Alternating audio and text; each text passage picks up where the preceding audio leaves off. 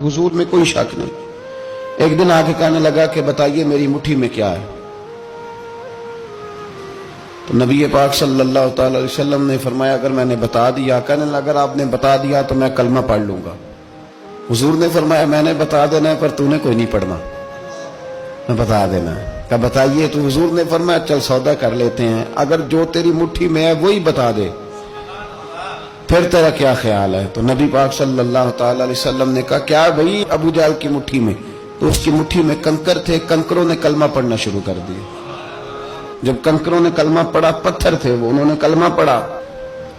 अबू जाल ने वो कंकर जमीन पे फेंके, कहने लगा ओहो तेरा जादू तो पत्थरों पहाड़ों पे भी चलता है। अब जुमला कहने लगा हूं समझ लेना। अबू जाल गोश्त का आदमी था, कंकर पत्थर थे, पत्थर कलमा पढ़ गए।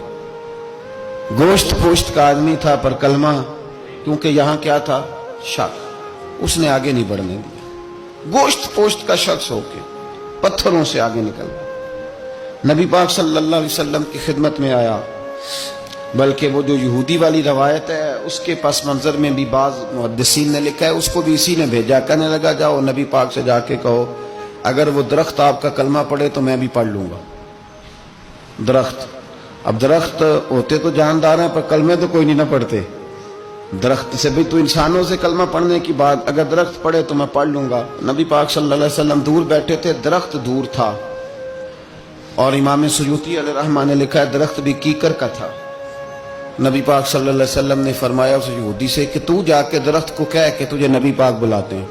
फरमाया मैं गया तो फिर तुमने कहना जादू करके बुलाया है। एहतियात भी की, हर चीज आंखों के सामने रखी, तू जाके कह के तुझे बुलाते हैं।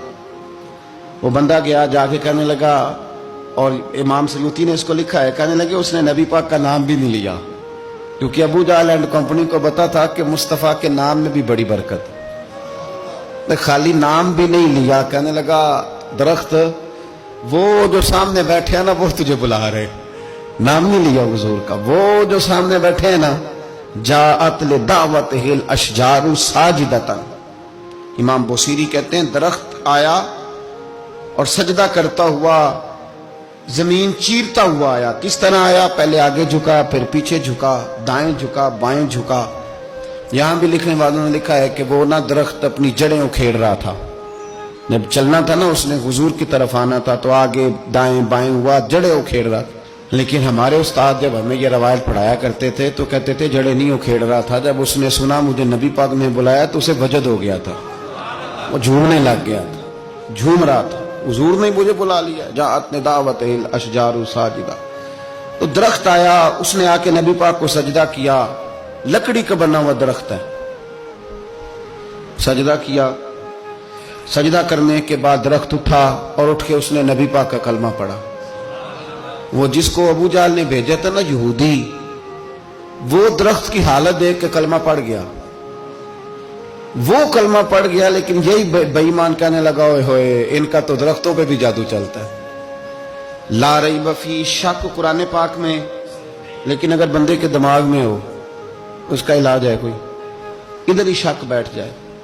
कोई सादी मिसाल देता हूं कि सामने दीवार साफ हो लेकिन गर्द अगर आईने पे पड़ी हो, दीवार साफ करनी चाहिए कि ऐनक का शीशा साफ करना चाहिए? सारी जिंदगी लोग दीवार साफ करते गुजार देते, सारी जिंदगी तराश खराश करते गुजार, अपनी मर्जी की पेंटिंग करते गुजार देते हैं, पर अपनी आंख की पुतली साफ नहीं करते। आंख की पुतली साफ नहीं करते। किसी ने हजरत रूमी से कहा था हुजूर दुनिया में कोई अच्छा मिलता नहीं, फरमाने लगे थोड़ा रोना शुरू कर ताकि तेरी पुतलियां वुजू कर लें, वुजू कर लें। वो उन्हें पता चल जाए कि कितने साफ सुथरे लोग दुनिया में पाए जाते। तो भाई शक, अबू जाल फिर आ गया, कहने लगा अगर आप चांद के 2 टुकड़े कर दें तो मैं कलमा पढ़ने को तैयार हूं।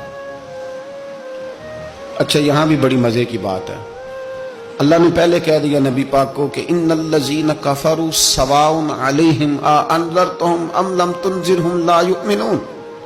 महबूब ये जिनकी किस्मत में कुफर है ना, आप इन्हें डराएं चाहे ना डराएं, ये ईमान नहीं लाएंगे।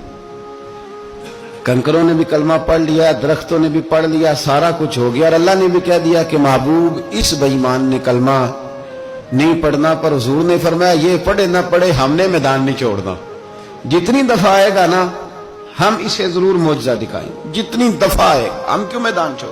آگے کہنے لگا جی اگر چاند کے 2 ٹکڑے کر دیں تو اقتربت الساعۃ وانشق القمر، تو نبی پاک صلی اللہ علیہ وسلم نے انگلی کا اشارہ کیا، چاند 2 حصوں میں بٹا۔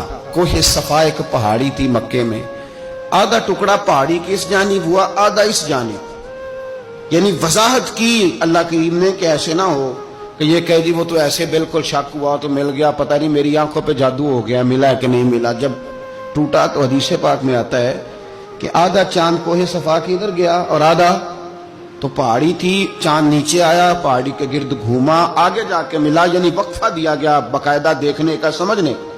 پوری دنیا میں جتنے لوگ اس وقت چاند دیکھ رہے تھے، ہندوستان تک روایتوں میں ملتا ہے کہ لوگوں نے گواہی دی کہ ہم نے چاند ٹوٹتے دیکھا ہے۔ زمانہ مان گیا، لوگوں کی چیخیں نکل گئیں، لوگ قدموں میں گر گئے، پر وہ جس کے دماغ میں شک تھا نا وہ نہیں مانا۔ شجر و حجر پہچان گئے پر انسان کی نظروں میں شک ہی رہا۔